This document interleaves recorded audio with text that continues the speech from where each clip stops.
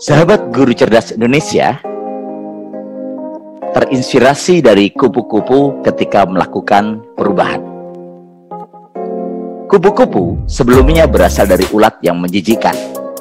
Kita lihat, ulat memiliki 3 dasar sifat yang harus kita tahu. Yang pertama, menjijikkan. Yang kedua, merusak. Dan yang ketiga, dia bergerak dengan sedemikian lambat, melatah.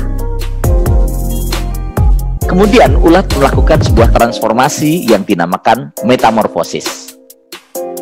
Ketika dia melakukan metamorfosis, minimalnya ada 3 hal yang terjadi. Yang pertama, ulat memiliki kesempatan berubah, namun konsekuensinya dia gerakannya terbatas. Dia ada di dalam kepompong dan tidak bisa bergerak kemanapun. Yang kedua, ulat ternyata makanannya terbatas, karena dia hanya bisa makan dari modal makanan yang sudah dipersiapkan sebelumnya, sebelum dia masuk ke dalam kepompong. Dan yang ketiga, ulat harus memiliki kesabaran tanpa batas.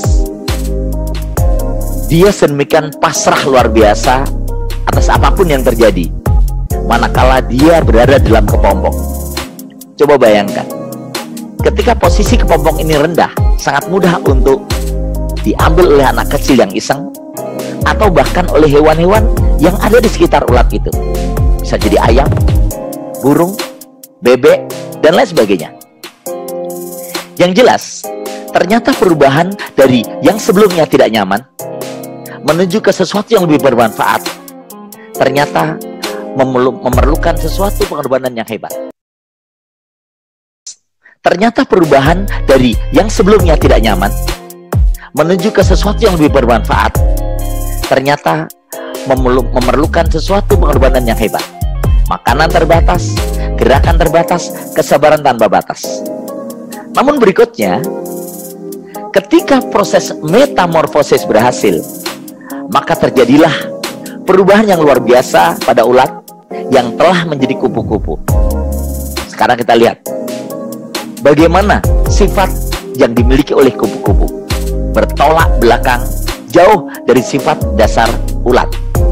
Yang pertama, kupu-kupu memiliki kemanfaatan dan dia tidak merusak.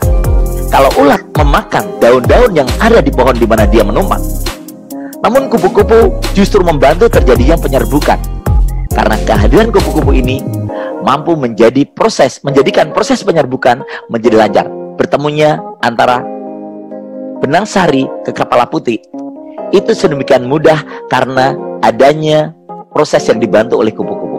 Jadi yang pertama, dia tidak lagi merusak, tapi membantu. Memiliki nilai kemanfaatan untuk memudahkan. Yang kedua, indah. Ulat yang sebelumnya menjijikkan, bahkan ketika saya menterapi orang-orang yang fobia, ternyata sebagian orang yang fobia ini adalah fobia ulat. Karena di situ selain dia menjijikkan, juga berbisa. Selain menjijikkan, membuat gatal. Namun berkebalikan dengan kupu-kupu. Orang yang fobia ulat ternyata tidak fobia kupu-kupu. Karena kupu-kupu itu indah, warna-warni, menarik, membuat orang-orang yang melihat itu nyaman. Jadi kupu-kupu itu menghadirkan keindahan dan kenyamanan, suasana yang luar biasa. Berkebalikan dengan ulat. Dan yang ketiga, ketika ulat adalah melatah dan lambat, maka kupu-kupu justru sebaliknya.